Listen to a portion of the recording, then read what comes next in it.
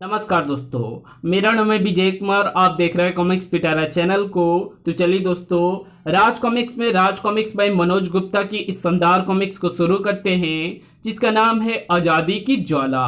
और इस कॉमिक्स में एक नए तरह के ध्रुव को इंट्रोड्यूस किया गया है। तो चलिए इसकी शानदार स्टोरी को शुरू करते हैं। सबसे पहले देख सकते हैं इसका कवर पृष्ठ, जो कि कुछ इस तरह का है। ओके, और यहाँ पर पाठकों के लिए एक छोटा सा मैसेज लिखा गया है, तो आप इसे पढ़ सकते हैं वीडियो को पॉज करके। ओके, इस कहानी की शुरुआत होती है राजनगर के सिटी हॉल से। चमचमाता शानदार भव्य ऊंचा महल, आंखों को चकाचौंध करती नक्काशियां, सजावटें और झिलमिल रोशनी बिखेरते झूमर ये बताने के लिए काफी थे कि वहां होने वाला समारोह भी भव्य था और उसमें शामिल होने वाले लोग भी अति विशिष्ट ब्रिटिश हुकूमत के सदस्य थे।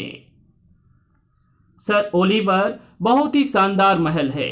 नक्काशियों में जड़े हीरे मोतियों ने तो हमारा दिल चुरा लिया है।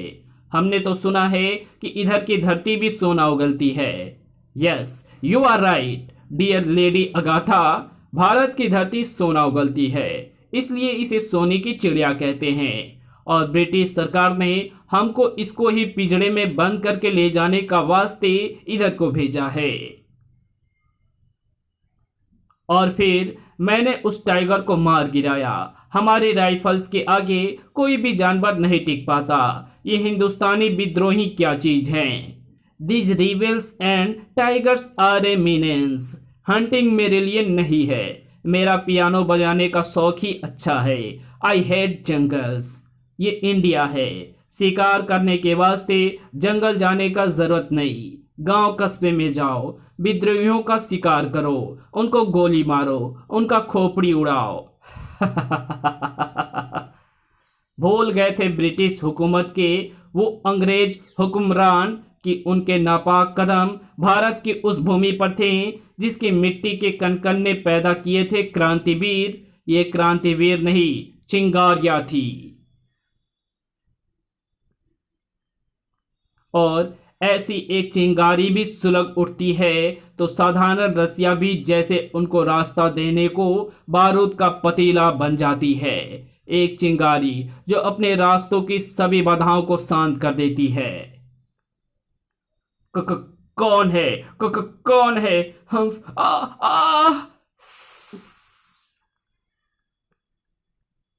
कौन बताता उन्हें कि कौन है वो? कौन बताता उन्हें कि किस चीज की तलाश है उसे? कौन बताता कि जिस चीज की उसे तलाश है वो उन्हीं पर गिरने के लिए बनी है, यानी बारूद, जिसकी दूषित गंध लिली की खुशबू से महकते उस आलीशान कॉरिडोर में फैलती चली जा रही थी। कौन था वो जो उस बिखरे बारूद पर गिराने जा रहा था? चिंगारी। निश्चित ही वो चिंगारी थी। एक चिंगारी, एक धमाका, दिल दहला देने वाला। वड़ुम! Good lord, what is this? ये विस्फोट कैसे हुआ? Oh my god, mister Oliver, ये क्या हो रहा है? जल्दी भागो यहां से। जिसने झिंझोर डाला जश्न में मौजूद सभी बड़ी हस्तियों को। विस्फोट शायद उधर हमारी आर्मरी की तरफ हुआ है। उधर हमारा बहुत कीमती असला बारूद रखा है। देखो गार्ड्स, देखते ही भून डालो एक एक को। समारोह में उपस्थित सभी मेहमान दहशत में आ गए और इधर उधर भागने लगे। लेकिन अभी बड़ी आग लगानी बाकी थी। और एक जबरदस्त प्रदर्शन के लिए तैयार थी एक सुलगती धधकती चिंगारी। आजादी। और वो चिंगारी थी एक वीर सितारा।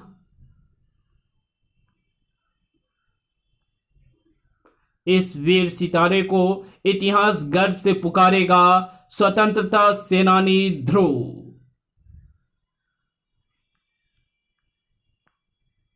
एक वीर सितारा जिसकी रग रग में बसी थी आजादी की ज्वाला। Rajnagar steel mills. East India company की विदाई के बाद ब्रिटिश क्राउन का भारत पर सीधा नियंत्रण हो गया, जिसे ब्रिटिश राज कहा गया।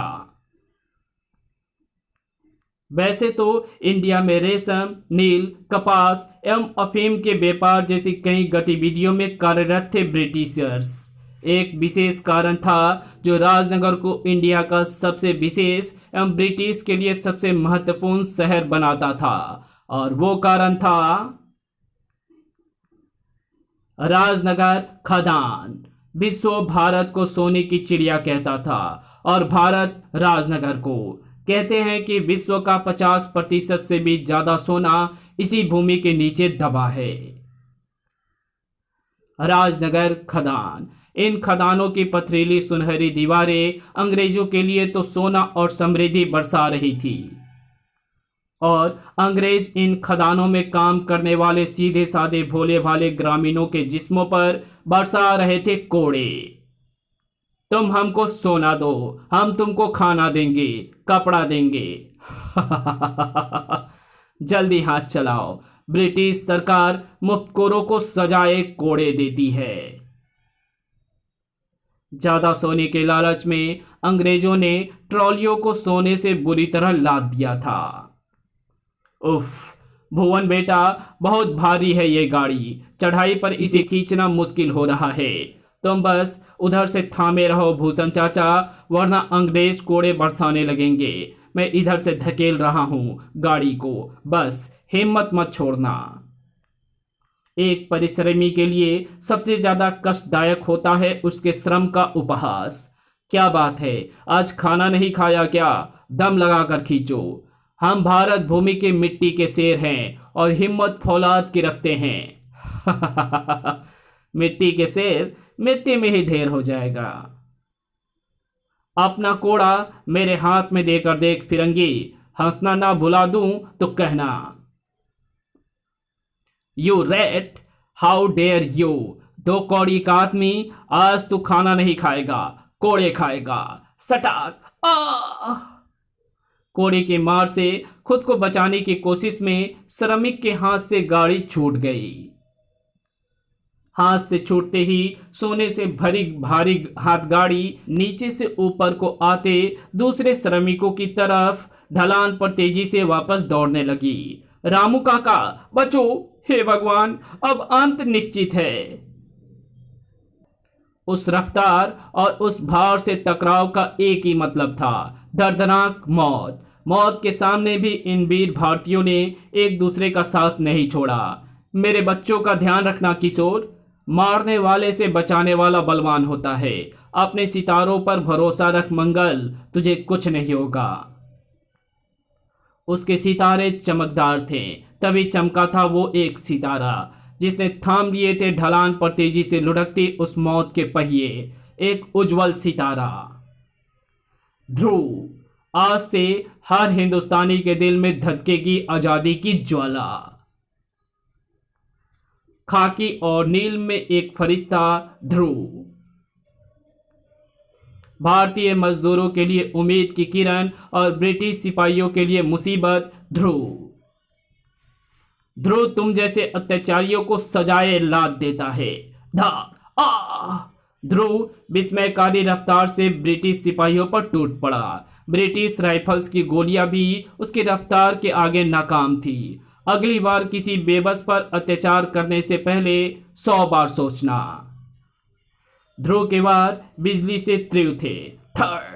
किसी भी भारतवासी पर हाथ और हथियार उठाने से पहले उसके सीने में जलती आजादी की ज्वाला का खौफ रखना। आ! तू जिंदा नहीं बचेगा लड़के, तुझे पता नहीं तूने किसको अपना दुश्मन बनाया है। फिरंगी सिपाही अपनी जान बचाकर वहां से भाग निकले। कौन हो तुम बेटा? तुमने हमारी जान बचाकर हम सब पर बहुत उपकार किया है। मेरा नाम ध्रुव है चाचा। इन फिरंगियों को अपनी भारत भूमि से खदेड़ने की सौगंध ली है मैंने, लेकिन ये अंग्रेज अब तुम्हें छोड़ेंगे नहीं। अपने झुके हुए सिर को स्वाभिमान से उठाकर चलने के लिए लड़ना होगा। थामनी होगी विरोध की मशाल, भड़कानी होगी आजादी की ज्वाला। हमारे गांव की हालत इस लॉर्ड के राज में बद से बदतर हो गई है। क्रांति की बातें हम क्या जाने भला। हम वो किसान हैं जो मजदूर बना दिए गए हैं। हम पर कभी अंग्रेजों की मार है, कभी भूख की। पेट की अतड़ियाँ सूख रही हो तो पहले भूख की ही चिंता होगी ना। ये अंग्रेज सिपाही हमारा ही उगाया अनाज जब्त करके हमें एक एक निवाले का मोहताज बना कर रखते हैं।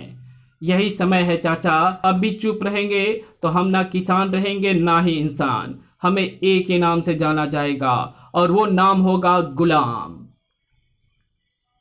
आज मैं ध्रुव आप सब लोगों से ये वादा करता हूं कि राजनगर के किसी गांव कस्बे में अब कोई भूखे पेट नहीं सोएगा, मगर इसके लिए मुझे आप सबका साथ चाहिए। अत्याचार और भूख से पीड़ित भारतवासियों का ईमान अब इंसाफ चाहने लगा था। अपने आत्मसम्मान, अपनी बेबसी, अपनी भूख, अपने जीने के अधिकार, इन सबको ताकत बनाकर अपनी मुट्ठियों में बंद कर लो। देश के कोने कोने में चल चुकी है आंदोलन की आंधी, मगर राजनगर में जलेगी आजादी की ज्वाला। आजादी, आजादी। आजादी आंदोलन एक सूखे जंगल में लगी आग की भांति भड़क चुका था। उसी समय दूसरी तरफ राजनगर पैलेस, राजनगर राजमहल, कभी राजनगर रियासत के राजाओं का अभेद किला हुआ करती थी ये भव्य इमारत, मगर अब इसका विक्टोरियन आर्किटेक्चर इस बात का सबूत था कि अब ये ब्रिटिश राज के सबसे क्रूर शासक गवर्नर जनरल लॉर्ड लिटमस का ठिकाना था, ब्रिटिश एम्पायर की गतिविधियों का मुख्य केंद्र। इतनी टाइट सिक्योरिटी होने के बाद भी वो पार्टी क्लब हाउस में घुस गया, हमारे ही असले बारूद से आतिशबाजी करके हमें ही क्वाइट इंडिया का धमकी भी दे गया, हमारी खदानों से हमारी आदमियों को मारकर भगा दिया। और हम यहाँ बैठे अपने बुज़दिल अफसरों के मुंह से उसकी तारीफ सुन रहे हैं। वो स्टार रस्सी पर उड़ता है, वो रस्सी पर चलता है, वो हमारे गार्ड्स के बुल्ले से भी ज़्यादा फास्ट है, वो उछलकर किक भी मारता है। हमने यहाँ अपने ऑफिस की दीवार पर गैंडे का सिर काट कर लगाया, क्या ये सब सुनने के लिए? हमको उसकी खाल में भूसा भरना मांगता है, हम उसी की आज़ादी की ज्वाला से बकरे की तरह उसको भूनेंगे। हमको यहाँ दूसरी दीवार पर उसका सिर चाहिए, उस क्रांतिकारी ध्रुव का कटा सिर, लेकिन दीवार पर टांगने से पहले उसका झुका हुआ सिर अपने जूतों पर भी चाहिए। हम उसकी क्रांति की अकड़ निकालेंगे। चिंगारी को आग बनने से पहले ही बुझा देना चाहिए, और मुझे चिंगारी बुझानी भी आती है और लगानी भी। लिटमस के हिंसक इरादों की तरह उसका चेहरा भी भेड़िए की तरह भयानक था। वो चेहरा जो हर रात किसी की नींदों को आतंकित करता था, वो चेहरा जो सुलगती हुई किसी आग में अट्ठास लगाता हुआ सा किसी को दिखता था, वो चेहरा जो जलते सुलगते हुए किसी आशियाने को राख होते देखकर और भयानक उठता सा लगता था। वो चेहरा, हाँ वो चेहरा जो आता तो सपनों में था मगर किसी के जिस्म को पसीने से तरबतर कर जाता था। इस कहानी को यहीं समाप्त करते हैं। इसके आगे कहानी पढ़ेंगे इसके पार्ट 2 में, तो मिलते हैं इसके दूसरे पार्ट में। तब तक के लिए बाय। वीडियो अच्छी लगे तो इस वीडियो को लाइक शेयर कमेंट जरूर कर देना। चैनल पर नया तो चैनल को सब्सक्राइब जरूर कर देना। Thanks for watching my videos.